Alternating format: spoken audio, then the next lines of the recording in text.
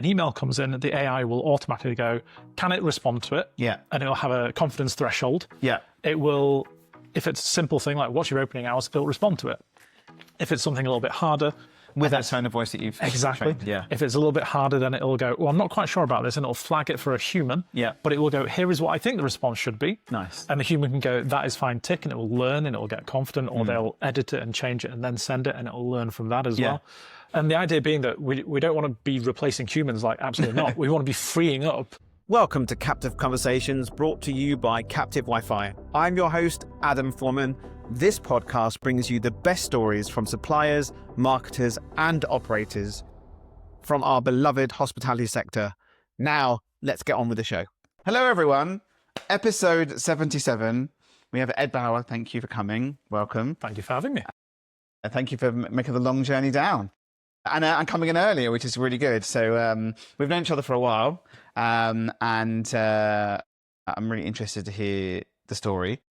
My little ChatGPT researcher didn't go too deep into your thingy, but I did do another one actually, which I'll share with you afterwards because it sort of got cut off. So it went to a little brief information, and then it went proper deep.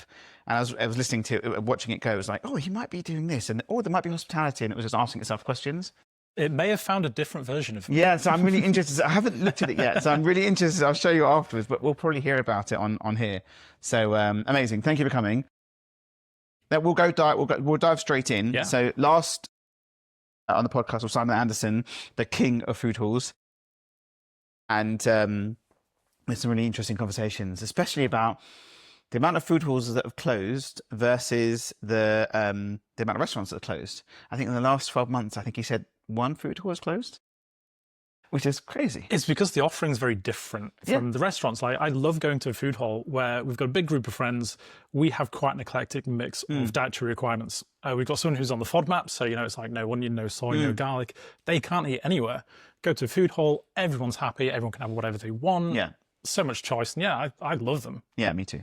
Okay, so his question was, it was pretty longer, but I've shortened it a bit. So, what do you love and hate in the dining experience? Like, well, here's what's your pet peeve? Well, I think one of the things he said was. So we were out for brunch on Sunday, and knowing in the first place does this amazing focaccia thing. They were out, so we're like, fine, we'll go to our local, the favourite place that we'll go most nights on a Friday. Don't often go for brunch. And it's a great place, but we were there waiting for 45 minutes before our food came out. And it wasn't that busy. And I know sometimes it's difficult. You might be short-staffed. There might be other issues that you can't obviously contend with. But we were kind of sat there, and then you go for the awkward, like, do we go up and say something? And we're very British. We don't want to do that. Yeah. But I think finally it did. But an hour later, I'm like, well, we'd have been in and out of the other place in about 20 minutes. Unfortunately, that is one of the big pet peeves, and it's not something that's easily addressable. But in terms of what I love is when you get treated, not necessarily like a local or a regular, the guy that always sits in that corner, like that's his seat, don't sit in it. But just when you get recognised and you get that little bit of an extra kind of bit of a chat, bit of a, oh, do you want your usual, that kind of thing. Absolutely love that. And it's quite a difficult thing to get these days. Like the place I just said, like we've been there most Fridays, like in the last year, but we're not necessarily recognised, which is quite weird. Yeah, on my local Italian, we're there all loads. So I make a point of sort of getting to know people, but it's difficult and different. It depends on what it is, right? It depends what it is. That is probably a pet peeve for me as well. It kills me. And I know people are busy, but I think there's obviously training, and then depending on the staff that you have, and if they're willing to go up to speak to people. Yeah, it's that banter. I was in a place in Hitchin, which is a small pub group. There's about 12 of them, and it was an ex music venue turned into a restaurant. It's really cool, super high ceiling, and the waitress was hilarious. And the second time we've been there, this time with friends, didn't recognise us, which was fine, but the experience was the same. So it was the same. Like different waitress, but like my wife's got allergies, so she was like, oh, I better get my pad out, and like just writing it down on her pad and that sort of stuff. So she made it funny. Like it wasn't like anything, because some people say allergies and they go, oh, let me get a manager. She was just like, that's fine, no worries, and just I'll write the essay down now, right? Yeah. Like that, and we were always having a bit of a laugh. So yeah, I think if they can do consistency, it'll work. But that is a challenge when you're waiting, and Do you say something or do not? Do you walk out Yeah. or not? I mean, I hate to say, I've only ever done that once on a restaurant, and they were fairly busy, but we'd asked for the bill about 5 times. Yeah. And they just weren't bringing us. And this was like half an hour after we finished, at least maybe 45 minutes. And we just went, oh, they clearly don't want our money. Yeah. I was 18 at the time, long time. Question. Police. What is your favourite food hall, and what's your favourite type of food in a food hall? So if I go with any, I would go with the Time Out Market in Lisbon. Yeah. We were we were there for like a long weekend, and we were kind of the opinion of, well, it's not going to be like a local experience. We don't want to be going to like a chain sort of thing, but all the restaurants in the food hall were all locals. It was great. So every day we were getting a taste of different things in there, and it was absolutely fantastic. My go-to food, okay, maybe I'm a bit basic, but burger and fries. Usually can't go wrong with it, and you can get a good kind of mix of stuff. Okay, so on to the standard questions. Best hospitality experience. So I was trying to think of the right answer to this one. So I've got lots of little ones that are really good. Like years and years ago, I was on a date, not with my wife, and we went into this little tiki bar in Manchester, and they'd done a thing where they put sand all in the bar. And I love that. Yeah. Little child, I'm like, oh my God, this is so much fun. And the guy at the bar just obviously could tell what I was wanting to do, handed me a cocktail shaker, and there you go, make some sandcastles. So I just started making little sandcastles in the corner. My date was not happy. Yeah. Clearly didn't work. I had my life in that place. And like another one where same place, they had, with they got the TV on, they got a DVD of something playing, then it gets to the end of it and obviously gets stuck on the menu. And me being 6'3", just reach up, press the play button for the next to replay it. And the guy was like, you over here. And I was like, oh crap, what have I done? And he just opened your mouth. I'm like, oh, and just poured me a shot in my mouth. Sweet, brilliant. Okay, so nice. Experiences like that are always great. I'll have to get the name of that place. It sounds awesome. Okay, amazing. Best hospitality tech, but no self-noms. So I'm going to do 2 little non-tech sort of nods to my locals. We've got 2 local pizza places. One year we went to one in December, and after the meal they handed us with a receipt, a golden envelope. Yeah. And they said, in that envelope, you've got either a 10%, 20, 50 or 100% off your next meal. The rules are you're not allowed to open it. You have to bring it in January, and we have to open it. And obviously we came back. Yeah. Because I was like, I just want to know what's in it. Yeah, it was 10%. But that got me back in, and I haven't worked out how we do a tech version of that still has the same kind of surprise and delight. Well, it's the gamification, isn't it? So you speak to Alan and with the Game Boys, and you'll have to spin the wheel, and then you'll get what you get, but you can only open it on a specific date. Yeah, that's really clever. Like, is it a QR that you scan on site that the service have something like that? Or a reminder that comes to you in January to SMS or something on one of your WhatsApp saying your reward is activated. Yeah, I think it's easily doable. Yeah. Then the other pizza place that obviously they're competing. Yeah. There was a little flyer taped to a lamppost that said, "We know you cheated on us." I've seen that. Yeah, exactly. And a QR code, and I'm like, of course I'm going to scan this. What is it? And like, oh, well, here's an offer for £20 for a meal deal. Sort of thing. I love that. Recently, though, we with a work social went to Flight Club. Yeah, and that was great because they've got cameras all the time videoing you as you're doing your darts. And then at the end of it, because you put your name and your email address in, so at the end you get the email with like, here's all the videos of you scoring a knockout throw and all that kind of stuff. And I was like, I wanted to give my details. I wanted to get that stuff back where normally... Did you opt in though?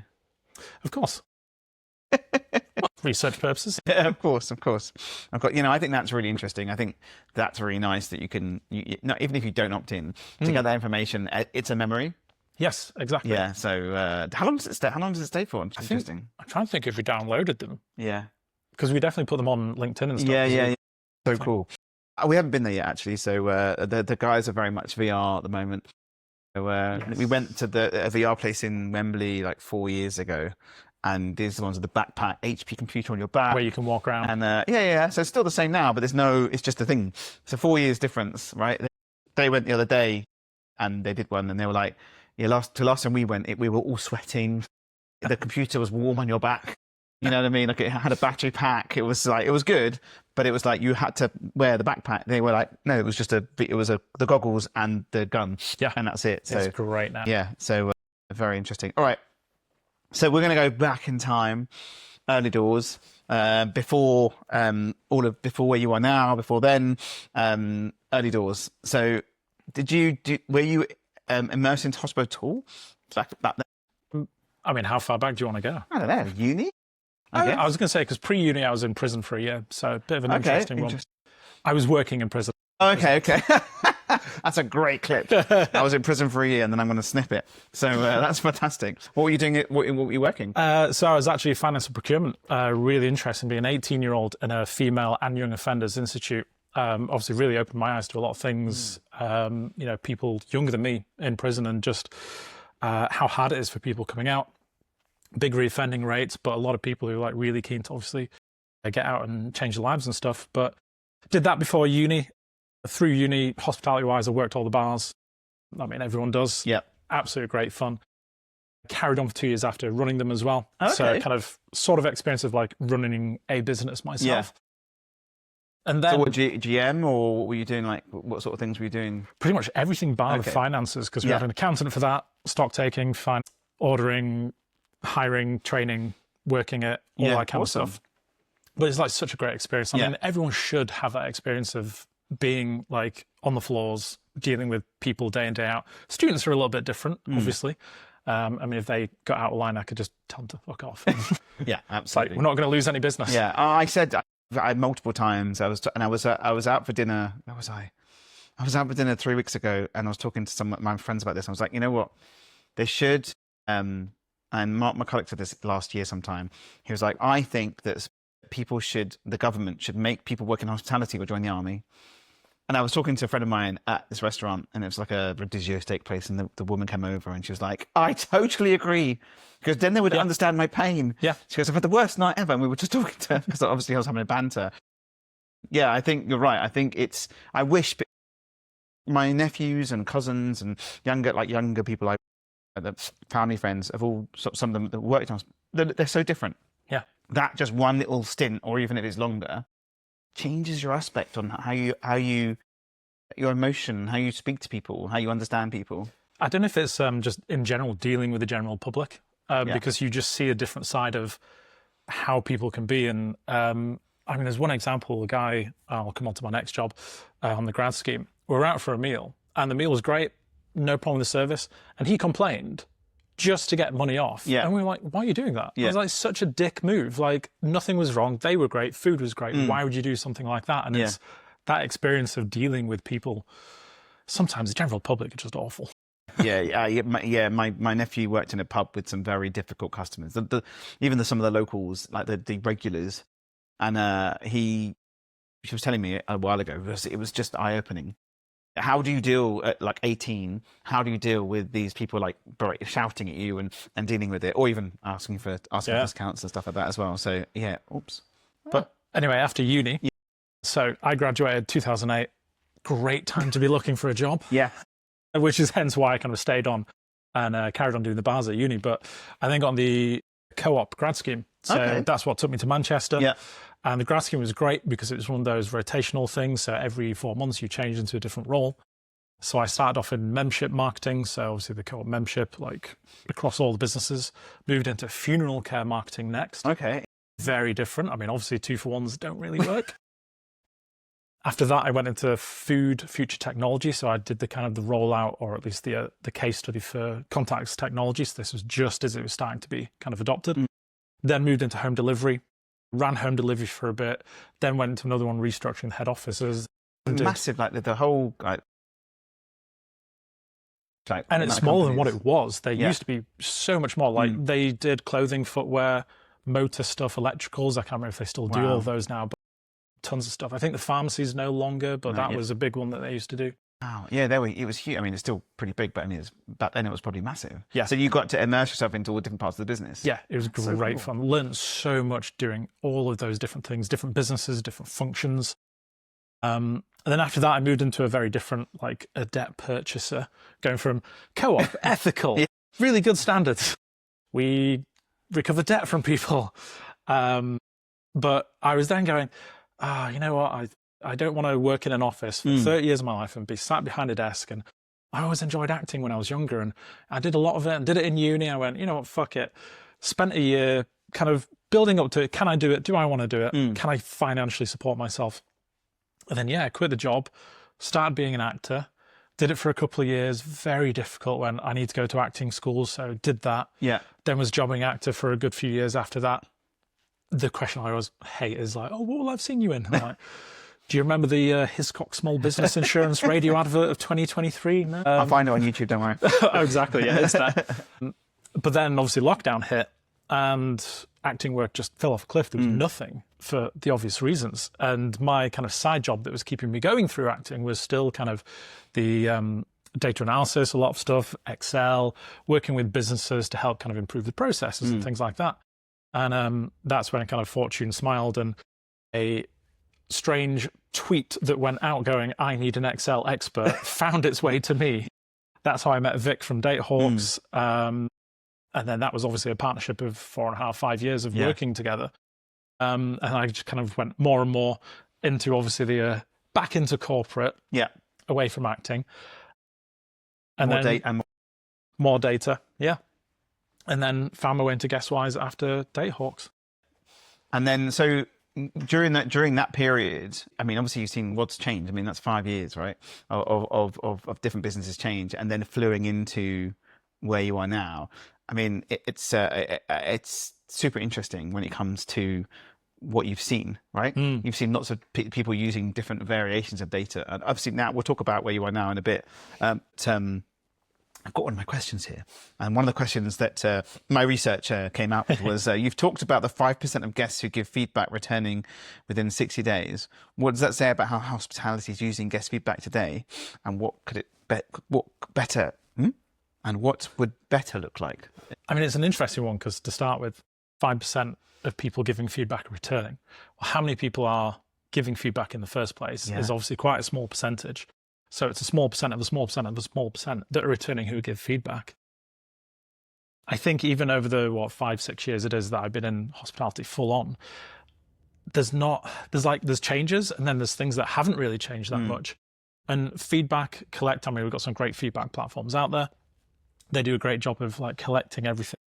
But there's still that kind of disconnect of ops, marketing, what we do with it, how the data gets fed back in to like your marketing activities, your ops activity.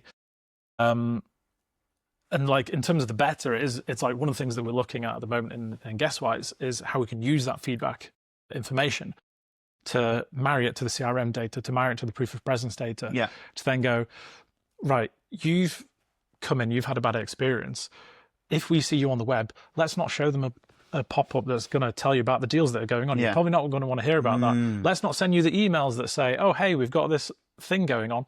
You've got to change the way that you then speak to the people depending on how they've given the feedback and treat them differently. And it's got to be that ops thing as well. Like it's easy marketing saying one thing, but ops have got to be able to act on it. And I think for customers, they just want to be heard at the end of the day. Like if they've had a bad experience, they want to know that that's actually going to make a difference, that someone's heard it and someone's going to respond to them as well. So it's a tricky one because it always comes down to, I mean, what we're saying at the start is having the time to do everything. I, about 3 months ago, went to Pizza Express in Westfield. My kid goes to dance, like I live miles away from Westfield. We drove there, dropped her off at the, just not far. And then she was there for like 4 hours. We were like, okay, let's go and have lunch, whatever. So we went to, and then we were walking around Westfield. It opened officially, like the food courts opened and stuff. And my wife with allergies, Pizza Express Wagamama's is perfect for her. So we went into Pizza Express and the waitress was awesome. Like she was awesome. And she'd laminated her own cards, her own little QR code with the feedback and with her name on the back. Oh, nice. And she gave, and I think head office might obviously they get benefits, I guess, if there's more. No one else was doing it. She was so nice, and I was like, I mean, if head office could hear what they were doing, give them all freaking custom laminated freaking bloody cards, whatever. But it was a great conversation. She's at uni. We were having a bit of banter. She gave the card, and it was just a normal Google card. And obviously, we left a great review because she was awesome, you know. And the review was great, and it was quick. Like, consistent. And then talking about what you were saying, that place I went to just this weekend gone, and the waitress who was awesome, my friend loves a chat. Like she loves a good old chat. She was having a good old chat with the waitress, and at the end the bill came, and the QR, which was 125. She did freak out a little bit at the 30 million questions that were on it, and we were like, we should pay now. She said, I'm not finished. I'm gonna go through, and then the waitress came over. No, you can skip. You can skip stuff. Don't worry about it. You can skip it. You don't have to do it all. And that was it. But that was interesting because you don't often see that many brands doing it, right? But the Pizza Express thing was really nice. I mean, that also goes back to saying about everyone needs to have that experience of being on the floor. So Vic O'Neill, Vapiano, she will regularly, I can't remember, it's like once a month, once every 2 months, she will spend a day in a location working the floor like everyone else does. And that gives you an absolute real kind of insight into how things are operating. Because whenever you're in just head office, and it was the same thing at the Co-op as well, like you don't know what it's like in a store. One of the biggest bugbears was every month there was a new initiative that came down from up on high, the ivory tower. You must now do this. And I once said, like, right, but there's like 10 different initiatives that are all going on at the same time. When are they having time to stock the shelves to actually do the work that they need to be doing? And agree. I think I spoke to someone else the other day. She said to me, one of our clients, I've got like nervous. Like they're great at taking orders and so on, but they just don't have that, like, that banter. So I was at a restaurant a while ago, the Botry Hotel inside Lavo, it's called. Awesome restaurant, and the waiter was amazing. He was amazing, very nice, awesome sir. It was amazing, and the GM, I'm assuming the GM, walked up and said, "I just wanted to let you know my waiter's a little bit shy, but if you think he gave you a great experience, he'd love a tip. Yeah, you don't have to, no stress." But he won't ask for it, and I know he won't ask for it because he's quite shy. We were like, and then if he did a great experience for you, then feel free. No stress. And I think that's more and more now.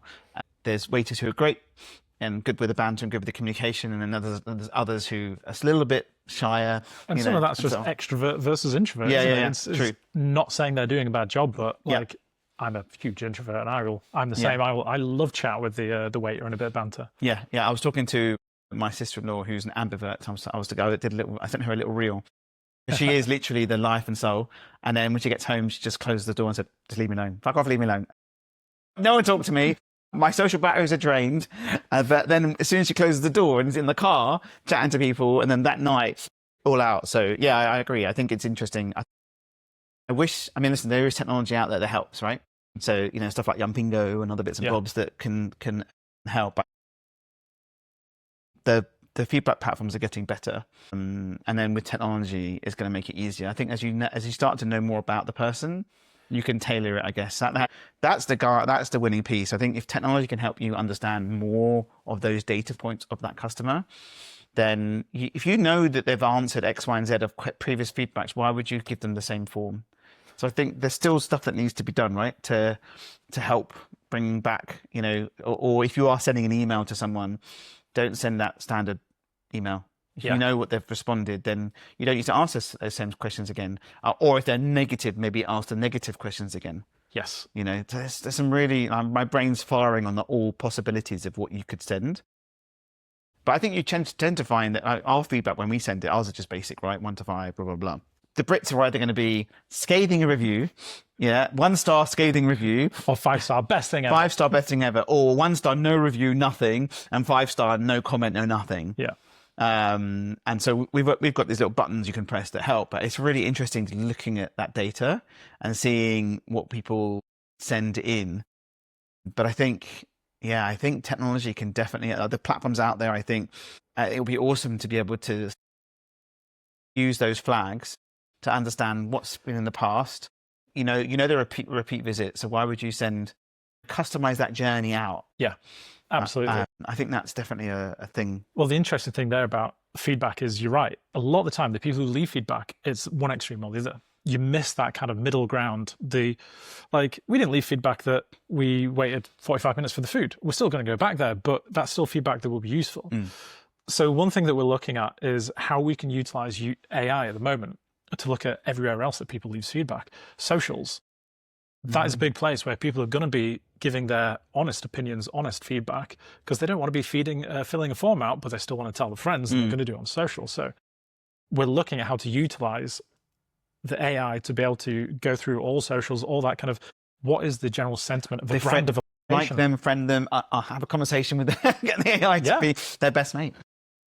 And then feed that into all the other information that's going on as well that you miss with people that don't fill out 125 or anything else. I think the challenge is trying to get them as much data off from those people as possible without it being too intrusive, right? So I think, you know, even visiting, we had Served on a couple of weeks ago, their podcast came out.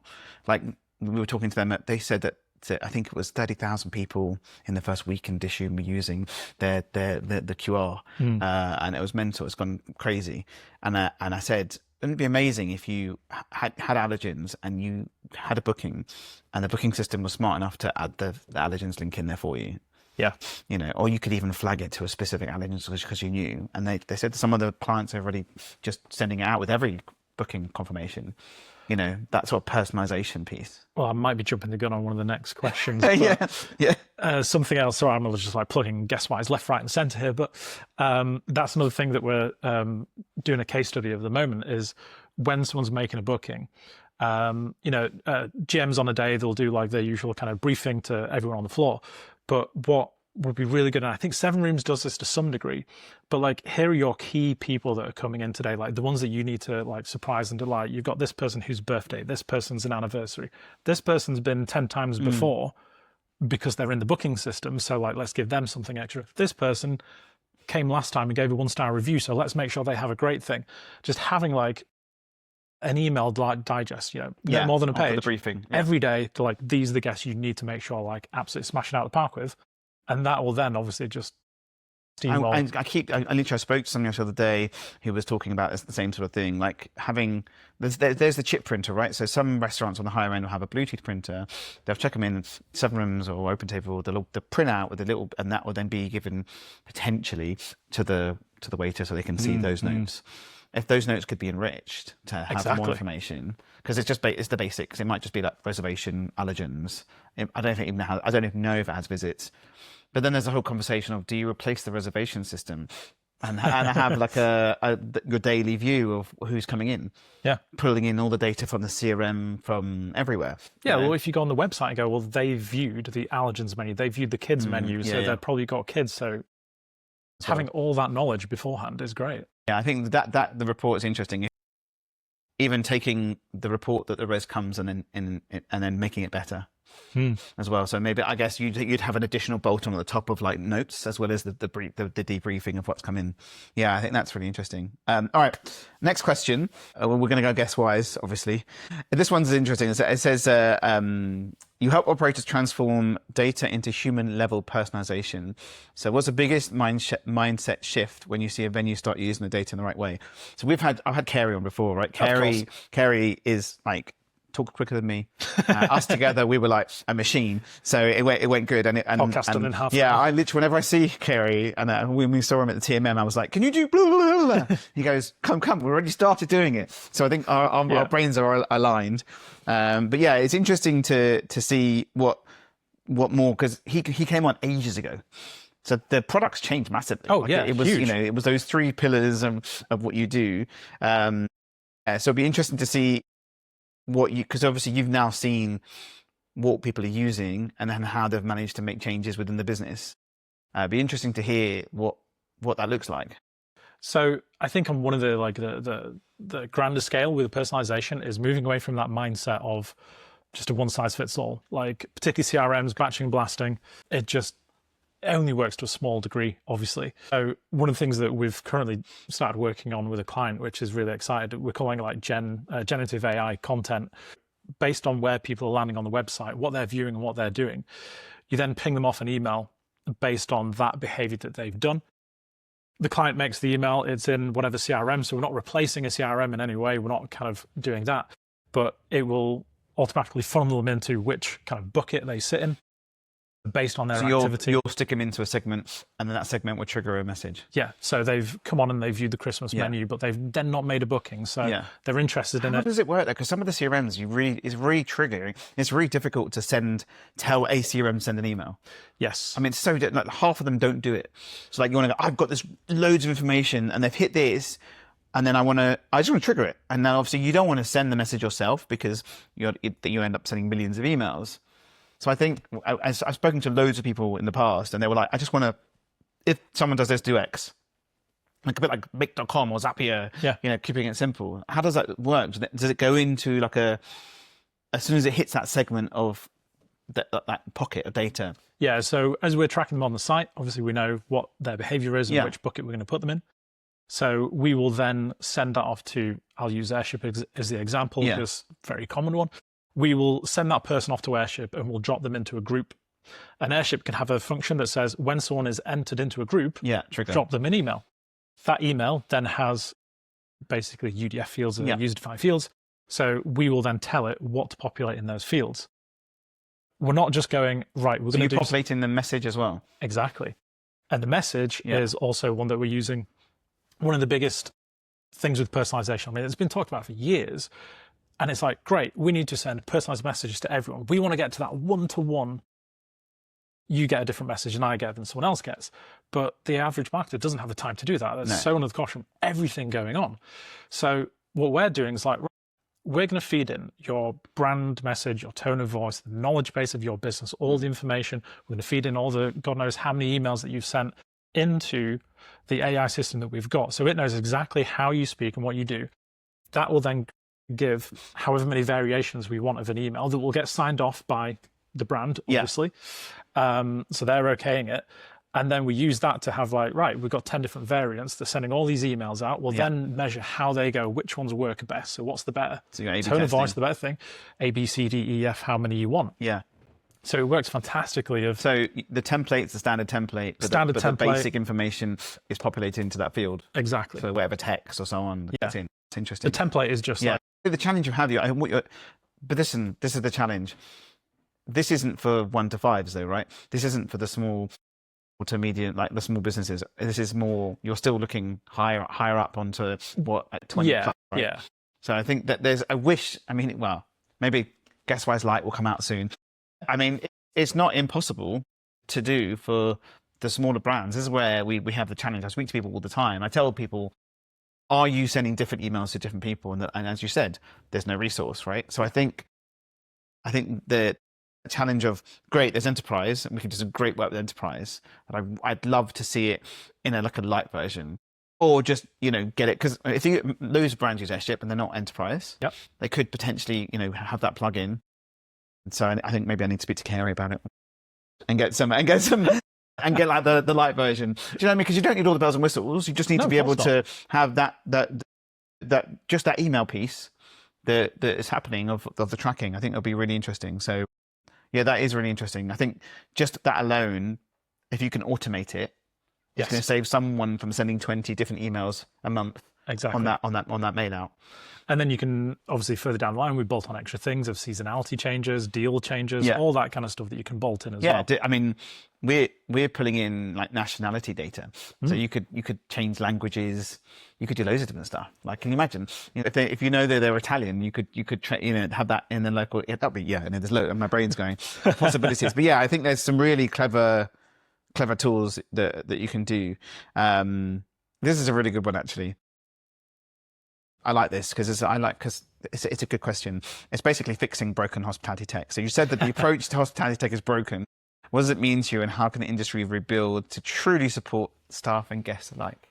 So it goes back to what I was saying in the 5 or 6 years that I've been working in hospitality. There's been some changes, but there's still some of the fundamental challenges that we always have. I mean, what is it? We're 20 years behind retail is the usual thing that gets said. It doesn't feel like it's massively changed that much. Was it Joel from Opener that was saying that they're trying to get like a standard across the industry? And I think that would be a fantastic approach because it's one of the biggest challenges that we always face is like, right, we get a new client and we need to integrate with the systems. Like, okay, I mean, we can do that much, but then we need an API, and that API is going to cost X amount more. And obviously, you don't want to then pay additional on top. So it then stops us from doing that true kind of one customer view, which is so difficult to achieve these days. Do you think that Guestwise might end up being that CDP? Because in America, it's really interesting. When I speak to our partners in America, the CRM is the CDP.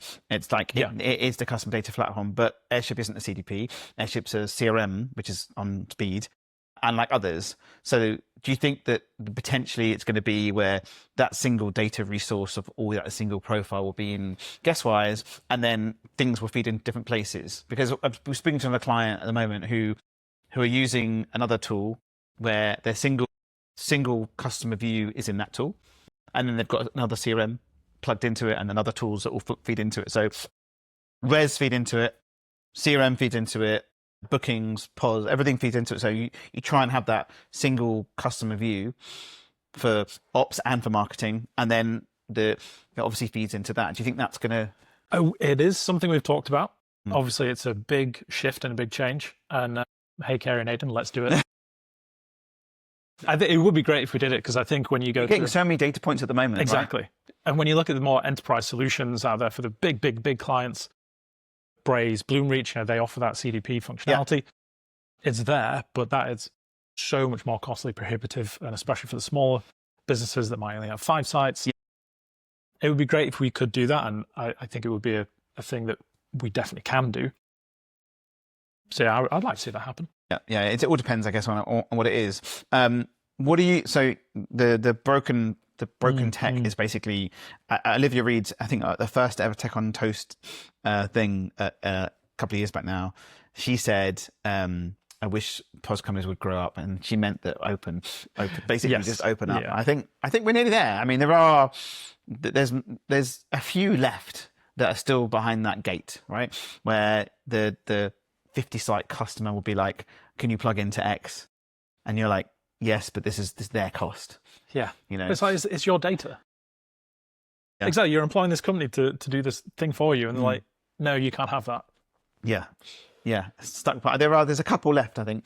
So I think things are changing. It's nice to see. Listen, like we like, if you look at the Square, for example, completely open ecosystem, you can pull and take whatever you like. Other platforms are out there. You just need your X amount of customers, and then boom, it's open. That's all it's going to take. Yeah. There's 1 or 2 new companies to start doing that, and then everyone. The good news is that there are. I mean, it's nice. And obviously, it depends on the brand. I think we're seeing a change for some of the older, like Windows-based till systems, where they are making that change. Yeah. Where they are realizing that the customers are asking X and they're doing it. And I think that's really nice to see. I think there is a few still out there that are stuck behind that wall. And I remember speaking to someone about 4 years ago who said to me, "Adam, do you know how expensive an API is?" And I was like, "No, I don't actually." He goes, "We've got to maintain it. We've got to monitor it. We can't just give it to everyone." They're all growing. This is 4 years ago. Yeah, so, and prior to them in that person in the business, they used to give it to everyone. It wasn't really an API. It was just, you could have access to the data. Yeah. And I was like, they were saying, but Square can afford it because they've got this, that, and that. So it was really interesting back then. But I think it is changing, and it's nice to see. And we're seeing our partners be able to plug into more. And you've got people like Tenzo who've opened themselves up to allow you to plug into them because they've already got the plugin. Yeah. So if all you need is data, the connector piece is all there. So I think that's nice to see that's out there. So interesting. Okay, so we've talked about AI as well, but there's lots of buzzwords about AI and big data. What's the next practical step for operators who want to connect the smarter data to real-world experience? First off, I hate the word AI, but I know it's ubiquitous now because it's an LLM. It's not AI, but it's what everyone uses.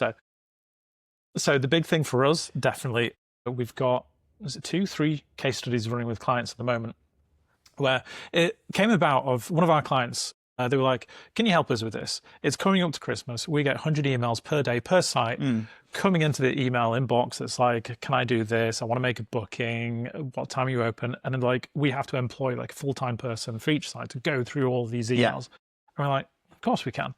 So we're just putting it out there now. So it's gone live with one client, I think, this week, and we'll be live with another in a week or two. So going back to the thing I mentioned about using the knowledge base, the tone of voice of the business and everything like that, an email comes in, the AI will automatically go, can it respond to it? Yeah. And it'll have a confidence threshold. Yeah. It will, if it's a simple thing like what's your opening hours, it'll respond to it.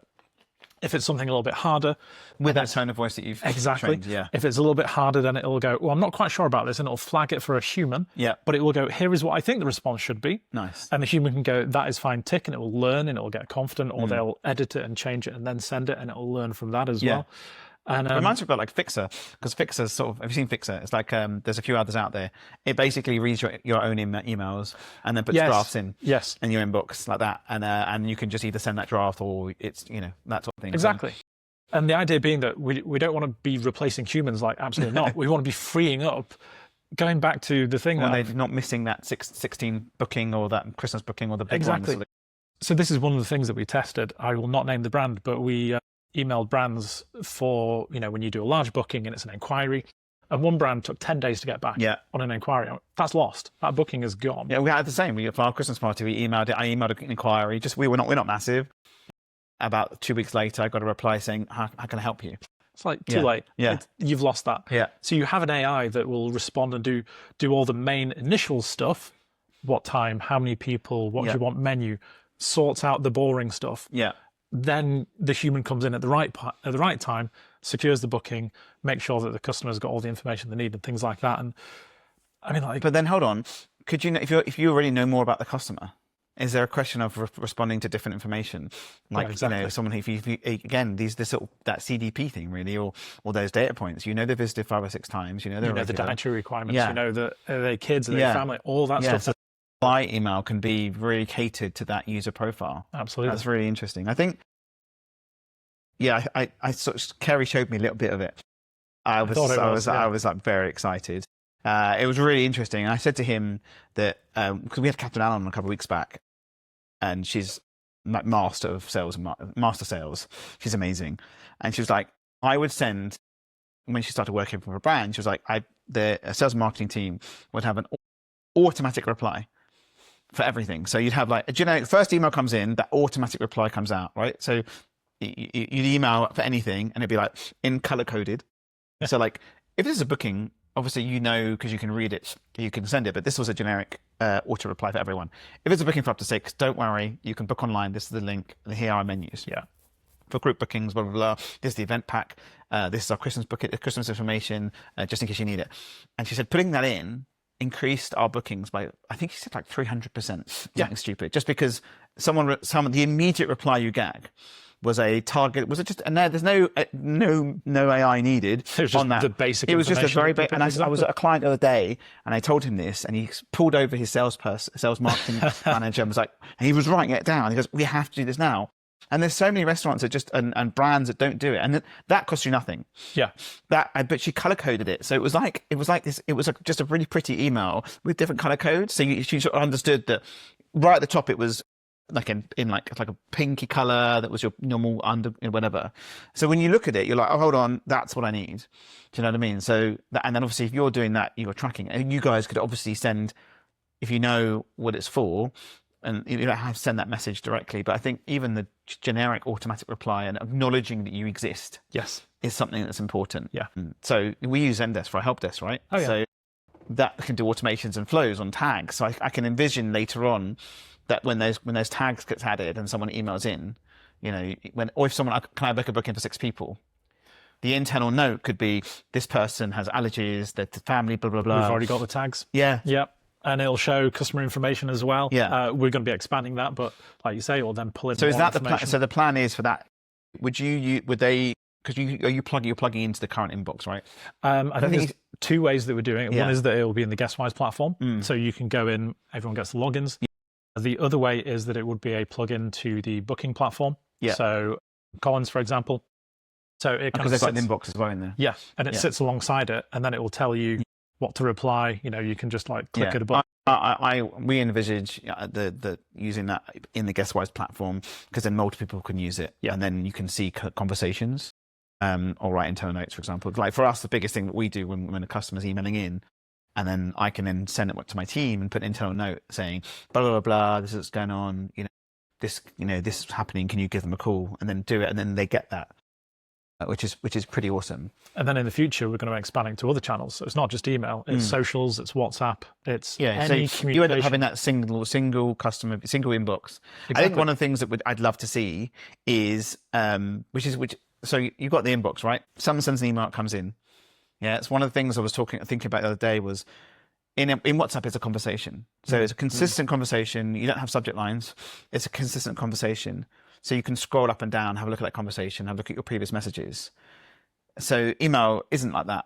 Even Gmail is a little bit groupy, right? And so is Microsoft, but it groups the subject line. Yeah. Wouldn't it be cool if you could click on that email and maybe the whole trail of all the conversations are in there, but then the subject line changes to what is the current information, but you can just scroll up and look at all the previous trail in one view. Yep. Not just that, other conversations that they have. Everything. You can, the feedback is in there, right. everything, all in one place. Yeah. I think that was, I've spoken to I've spoken to loads of people, obviously.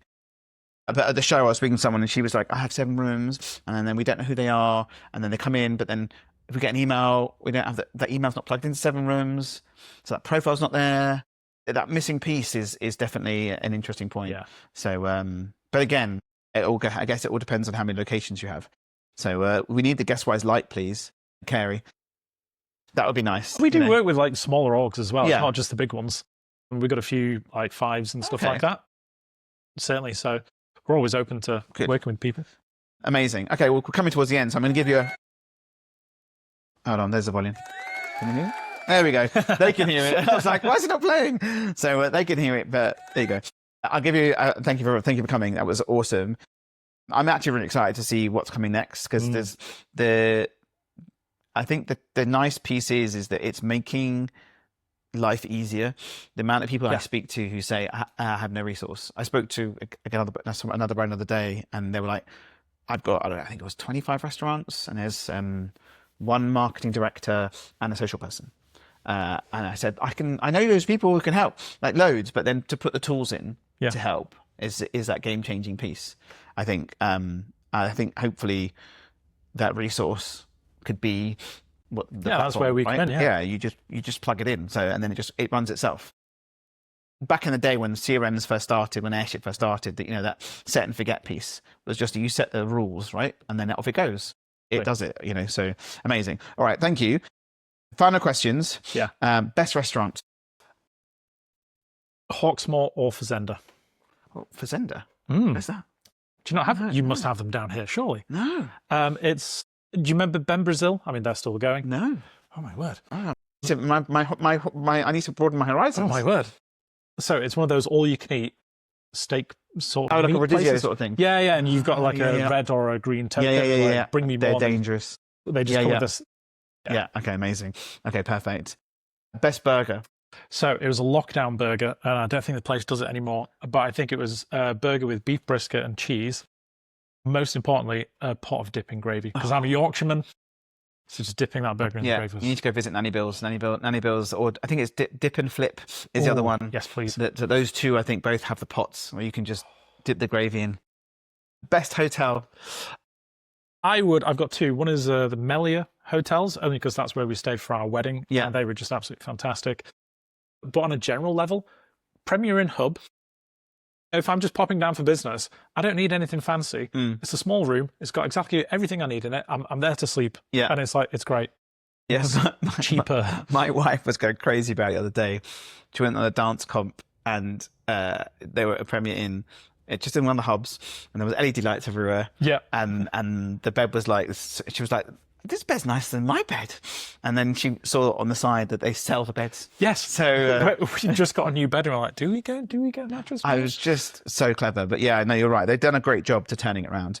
Okay, 2 questions for the next guest. If you could fix any problem in hospitality with a magic wand, what would it be and why?